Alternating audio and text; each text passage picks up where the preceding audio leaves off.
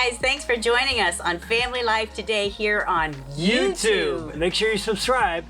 You don't want to miss any episodes, so hit the little bell and you'll get notifications and you won't miss anything. And if this encourages you, like it and share it with your friends. Yeah, share it with your friends. Yeah, welcome to Family Life today. Mama Bear Apologetics, it's like doing whatever you have to do to protect your child, no matter how much you don't want to do it. But if it's going to protect your child, you're going to rise up and do it with fury. What if we could take that Mama Bear instinct and then channel it towards looking at challenges and defenses of the Christian faith?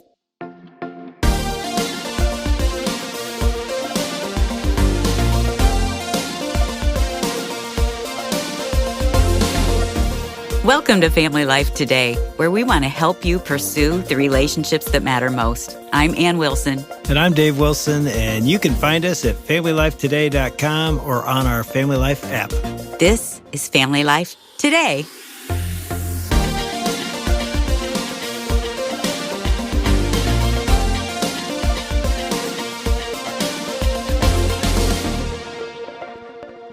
Okay, so if you think back to when we were raising our boys, Yes. Before they were out of the house, married, now grandkids, what would you say as a parent was your biggest concern spiritually for their lives? What I hoped was that they would walk with Jesus and be totally surrendered to him. My concern is that I would fail in being able to communicate that. And I have so many. And my fear was that the world would shape them instead of the gospel. Yeah, and I thought you'd say something like that. And one of my fears was that their faith would be so shallow that when they left our home, it could be destroyed. What? I didn't know that. Yeah, there was part of me as a dad, at least. But you're also thinking, the pastor. Yeah, and that's part of the reason. It's like, am I giving them enough depth, foundation, so that when those beliefs are challenged, they can stand up and say, no. What you're saying is a lie because of this and that. I think so many parents worry about that, especially when our kids leave the house and they go to college. Don't you? That's why we're talking about this today. Yes. Because we have the woman that can help us really do this. We have the Mama Bear. We have Hillary Morgan Ferrer in our studio. And again, you could tell us in a minute why you're called the Mama Bear of Apologetics. But first of all, welcome to Family Life Today. Thank you. Thank you for having me. I've had a great time so far. Yeah, when I picked up your book, and I know you've written a couple, but Mama Bear Apologetics, Empowering Your Kids to Challenge Cultural Lies. Of course, my first question was, what is a mama bear? And what does that mean? Every mom knows what a mama bear is. I was going to say, every woman's like, I don't know, I just know I am one. And the men are like, what does that mean? It got going all philosophical. But yeah, mama bear. So I originally thought of it, there was a woman, and I think we have this in the introduction to the book, where she was talking about how she had raised her boys in the church and that they'd gone to Awana, they'd gone to youth group, and one of them had even rededicated his life. And when he went away to college, he was fine. It wasn't until his first job that his boss basically said, Jesus is like Santa Claus for adults. And for some reason, that just rocked him. And so she was talking about how every time he came home, she was saying, okay, tell me your questions. And she would go and research. She wasn't academically inclined. She was a fitness instructor, was kind of more, like the physical stuff, but she would dive into apologetics and philosophy and history and geology, whatever it was that he needed to have a question answered, she was going to do. And I thought that's an instinct that I don't think we've really seen, but I think all moms have it. It's doing whatever you have to do to protect your child, no matter how much you don't want to do it. But if it's going to protect your child, you're going to rise up and do it with fury. Yes, that's what a mama bear does. That's what she protects her kids. But I love that. She was super intentional. Mm-hmm. It wasn't even her thing. No, it wasn't. But she thought, I'm going to protect my kids. I'm going to protect this son to dig in and to find out. So you started a ministry. Yeah. I never thought it would become what it's become today, but I just thought, you know what, Mama Bear Apologetics, it's like I just had this phrase going through my head of what if we could take that Mama Bear instinct and then channel it towards looking at challenges and defenses of the Christian faith. and kind of just repackage it like that. Because a lot of times I think people think of apologetics as trying to either talk to people who are unconverted or trying to answer skeptics or atheists, which very rarely are you ever going to see really full successful apologetics used in that way. Apologetics was introduced to me when I was young, and I attribute it to the reason why I never walked away from the faith, because I couldn't unknow what I knew, and I just knew that I knew that I knew because of the evidences for the resurrection, the evidences for the reliability of the New Testament documents. I was grounded in that. At age 12 was when it was introduced to me by my pastor, and walking away from the faith, I felt like I would have to check my brain at the door to walk away from the faith, which is the opposite. Yeah, the opposite of what most people think. You got to check your brain at the door to become a follower. And we as parents, though, are called to develop our children's faith. But why moms? You know what? So I came across this quote saying that the average mom, especially of young children, gets more questions per hour than the Queen of England does in an interview. And I thought that's totally true. I've seen that. I was that child. And so it's like moms just have the questions. Kids come to mom with the questions first. One of my ministry partners, Amy, I saw some research on it that basically everything, kids were asked, who do you ask first for this type of question, all age groups and everything. It was always mom until it was like maybe in the mid-teens and politics. And then they went to dad. But everything else, they would go to mom first. And so I thought this is the one we need to be equipping. And I also noticed that every other conference you'll have in a church, they'll have childcare until you go to an apologetics conference. And then there's not childcare. And so since a lot of times men have traditionally been more interested in apologetics, the men have gone and the women have stayed home because someone has to take care of the kids. And so I thought we need to be reaching the moms with this. They are that apologist you can have in every home that are very, very motivated to see their child grow in this area just because of that nurturing aspect of being a mama bear. Yeah, I mean, that is so true. And I hear you say that. I'm like, wow, that is a unique perspective to think, why aren't women? But there's also this side where a lot of women might look at your background and go, well, you know, Hillary is schooled and you have a master's in biology. I'm sure the sciences are big in your brain. A lot of men and women would say, well, that's not my background. Yeah, so, and some moms are like, I'm dumb. I can barely think. My brain cells are gone and I have to make dinner. I don't even know what to have. And now I need to do apologetics with my kids. Yeah, and so I very purposely wanted to make the books fun and funny, just because it's like no one wants to read a textbook when you've got soccer practice and dinner and folding the laundry. It's like, so first off, we started out thinking we were going to mostly do audio stuff because I think women have this unique ability to listen to a conversation, not a lecture, a conversation, no matter what they're doing. Because everybody knows the mom that's like talking to someone else and doing the laundry and then screams at something across the house for the kids because she overheard part of that conversation. So like I wanted everything that we did to be very conversational. And so I purposely, it's so much harder to take a lot of the kind of book learning and the philosophy and to boil it down in a way that is fun and funny. That is so much harder than writing for academic stuff. And so it really was a challenge, but I wanted to make it to where moms felt like, I can do this. I mean, we can all do this. Let's all do it together. In fact, that's my email signature. We're all in this together. So that's what we really aimed for with the book when the publisher came and asked us for a book.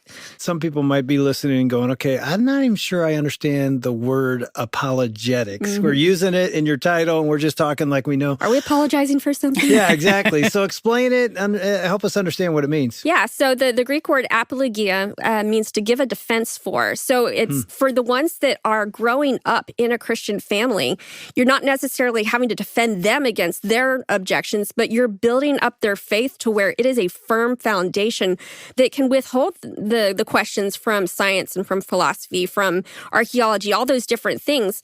And it's just building that more robust faith. My husband and I have had so many people challenge us on this, saying, well, if you knew everything, then why would you need faith? And you can't argue people into the kingdom. I mean, you name it, we've heard it. Yeah, I bet. And yeah, but I like the passage from Hebrews 11 where it talks about now faith is being sure of what you hope for and certain of what you do not see. And I'm not sure which version that's in. That's the one I guess I memorized when I was, in high school or middle school, whenever.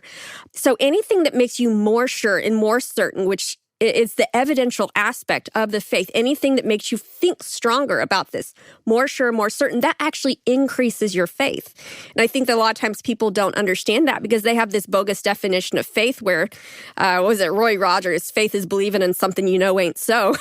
That's not the definition of Christian faith. It's like you would not say, I have faith in my accountant if you had never worked with that accountant before. It's because they have faithfully followed through and you've seen the evidences of them being faithful. That's why you have faith in them. And it's the same way with Christ, that we see how all the claims that we see in the Bible can withstand any kind of objections the world has to throw at it. And we can say, because of that, my faith is even stronger. So, Hillary, when should we start? As moms and dads, when should we start talking about this stuff and teaching? Oh, golly. I don't think it's ever too young. I mean, of course, we want to start out with the basics. They need to know what we're believing. But once they get to the point where they can start asking questions, answering those questions, I think, needs to be a part of our regular discipleship. Because one of the things I think that happens with kids is that every time either a question isn't answered or answered poorly or just kind of left to the side, they kind of stick that in their back pocket thinking, oh,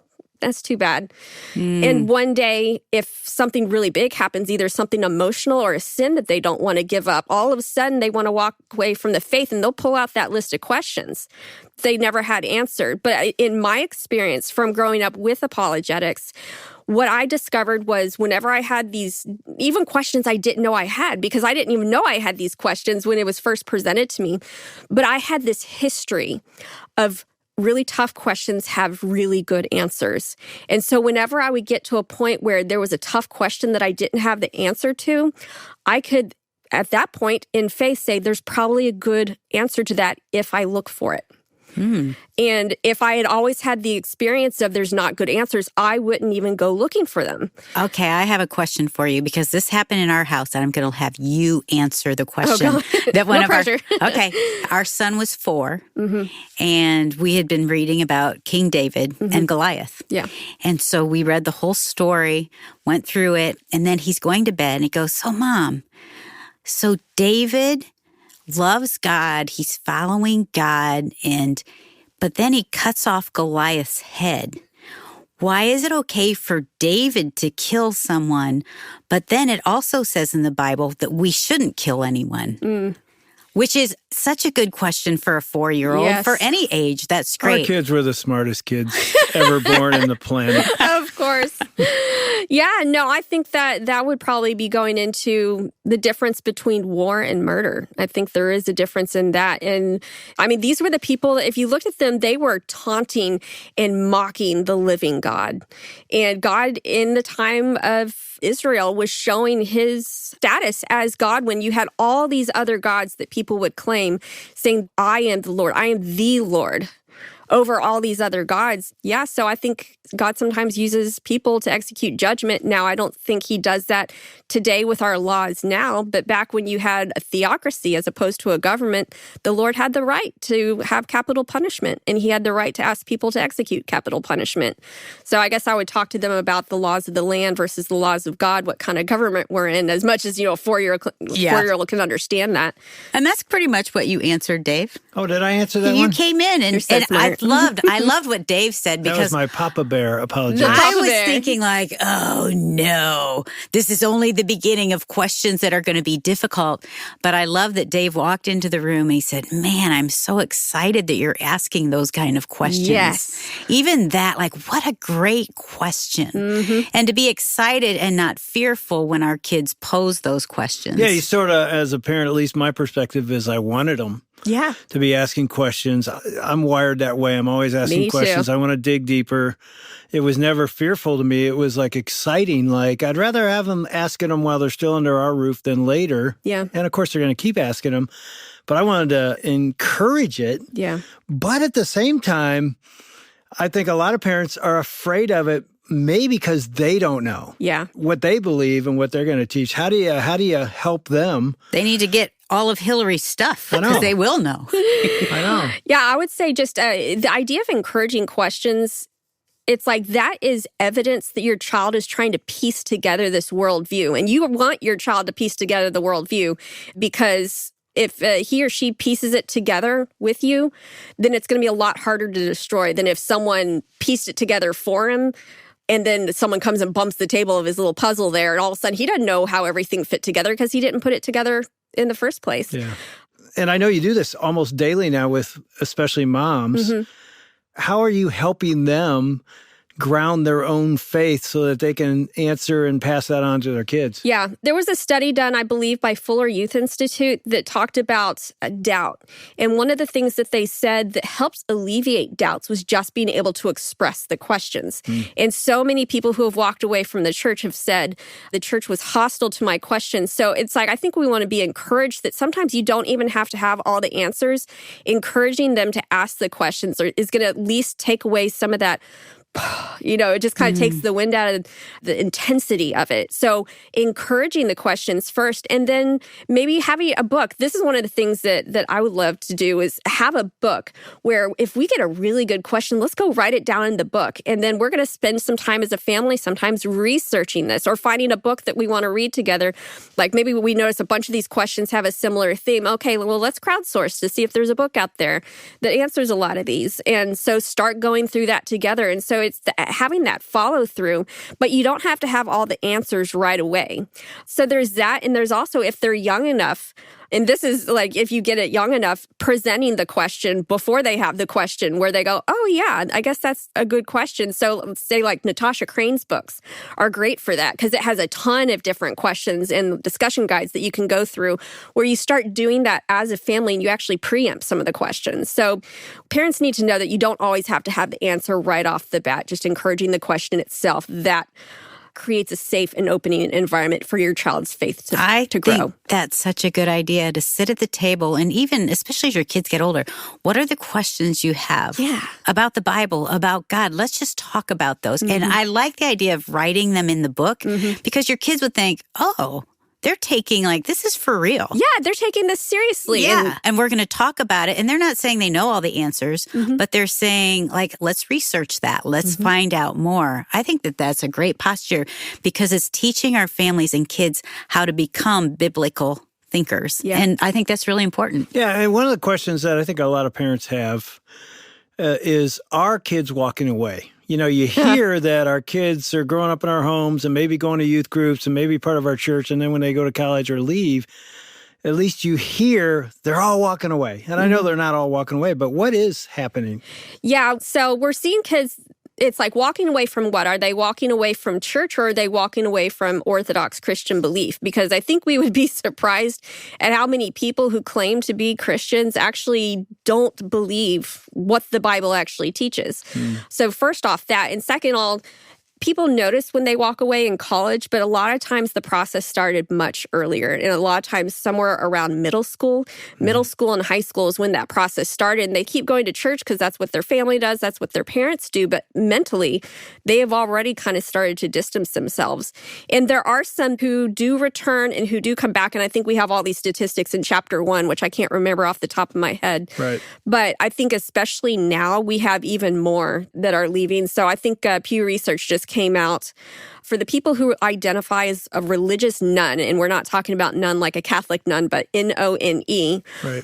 Back in 1950 was 3%. And then in the 90s, it went up to, I think, 8%. And then maybe 2014, it was up into the 21%. And now it's almost a third of all adults say that they have no religious preference. But then you look at the ones that still do have a religious preference and what do they actually believe about the Bible? And it is not a biblical worldview. So I think we need to get past this idea that we're living in a Christian nation. This is a post-Christian nation, and we can't rely on culture to reinforce these ideas. I think even back when I was young, we still had a lot of positive peer pressure for church, especially in the South, for church and for religion, for Christianity, but that's not assumed anymore. It's like we kind of have to almost be treating this like we're raising kids in a semi-hostile territory. And so being able to establish their cultural identity as a Christian, saying this is what our family follows, this is what we believe, this is why we believe it, and this is how we are going to separate ourselves from the rest of the world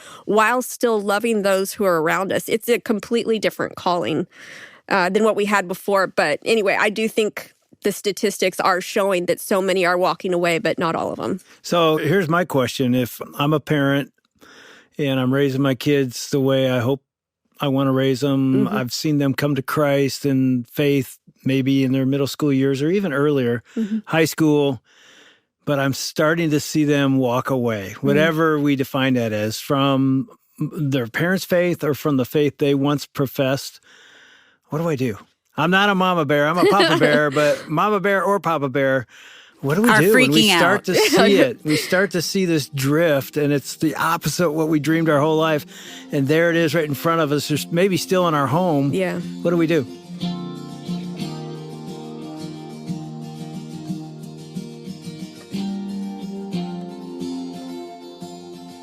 That's David Ann Wilson with Hillary Morgan Ferrer on Family Life Today. We'll hear Hillary's response in just a second, but first, as a listener at Family Life Today, you have heard many stories of how God can do amazing work in even the toughest marriages. And the amazing thing is that God chooses to use people just like you to help. One way you can make an impact for more marriages and families is by financially partnering with Family Life Today. All this week, as our thanks for your partnership, we want to send you a copy of Hillary Ferrer's book as our thanks. It's called Mama Bear Apologetics. You can get your copy when you give this week at FamilyLifeToday.com or when you call with your donation at 800-358-6329. That's 800, F as in family, L as in life, and then the word today. All right, now back to Dave and Ann's conversation with Hillary Ferrer about what we do when we start to see our kids walk away from the faith.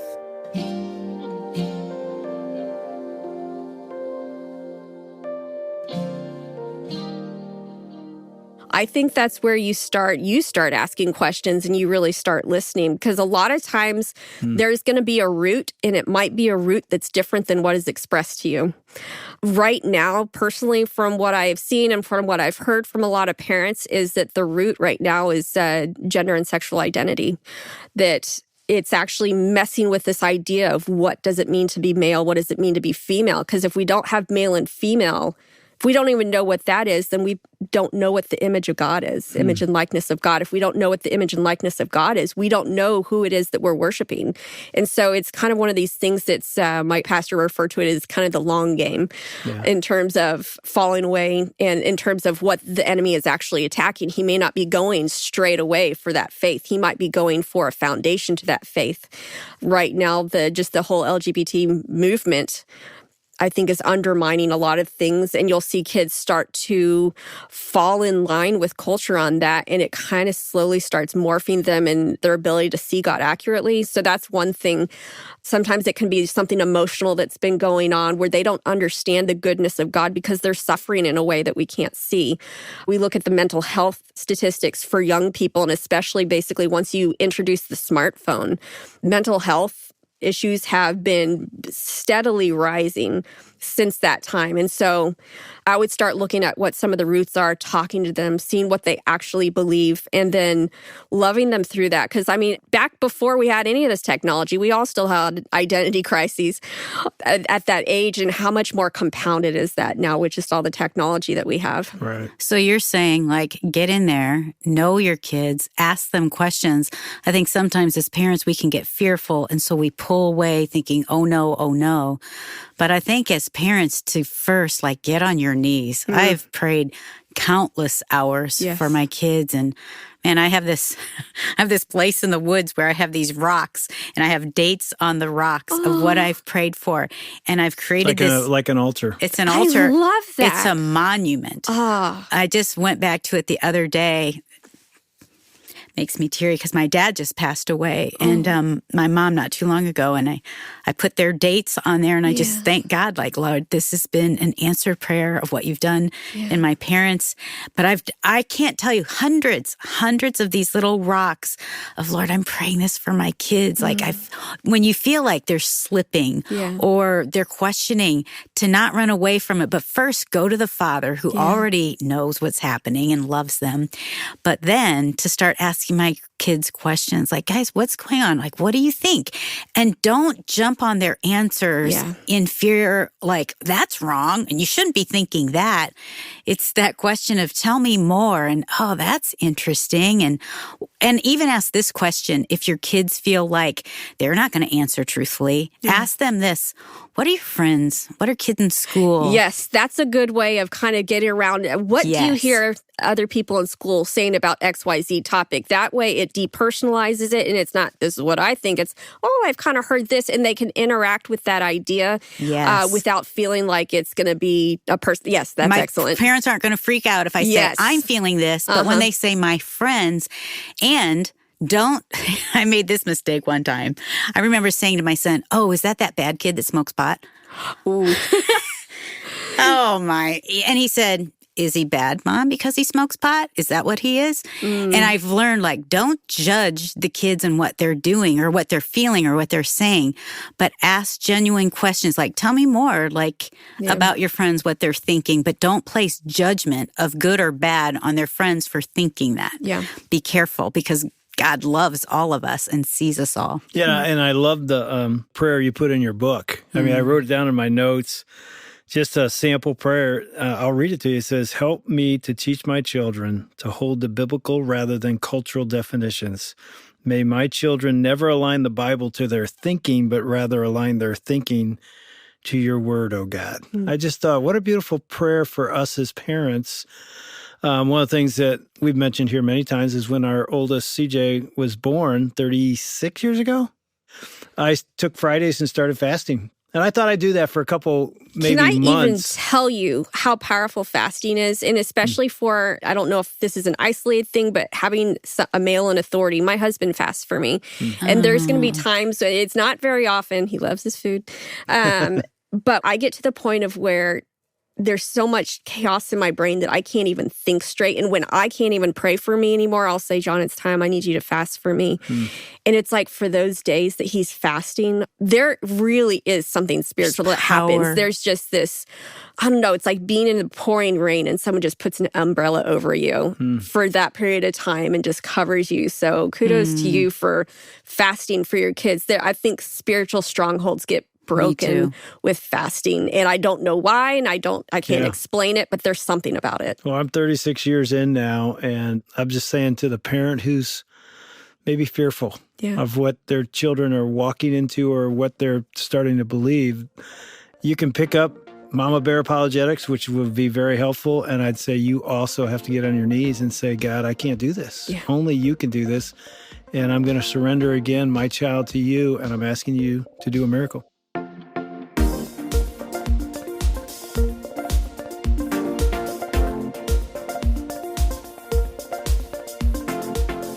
You've been listening to Dave and Ann Wilson with Hillary Morgan Ferrer on Family Life Today.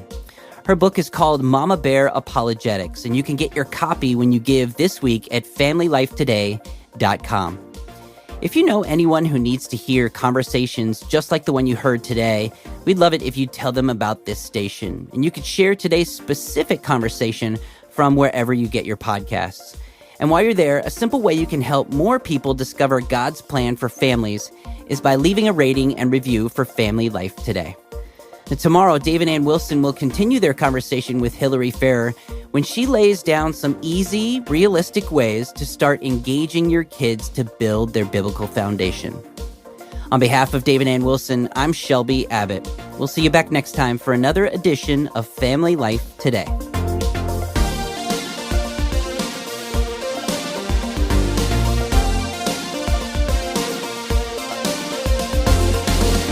Family Life Today is a production of Family Life, a Cru ministry, helping you pursue the relationships that matter most.